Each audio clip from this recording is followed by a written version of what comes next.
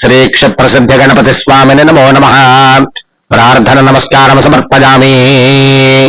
భక్త మహాశైలకు విజ్ఞప్తి, మన పెడన పట్టణంలో బస్టాండ్ వద్ద వేయించేసి ఉన్నటువంటి శ్రీ క్షప్రసిద్ధి గణపతి స్వామి వారి యొక్క ఆలయంలో 28/2/2024 సంవత్సరం అనగా బుధవారం సంకటహర చవితి సందర్భంగా ఉదయం 7 గంటలకి స్వామివారికి రుద్రాభిషేకం, అనంతరం గణపతి హోమం, తర్వాత పూర్ణాహుతి, అన్న సమారాధన కార్యక్రమాలు నిర్వహించడం జరుగుతుంది.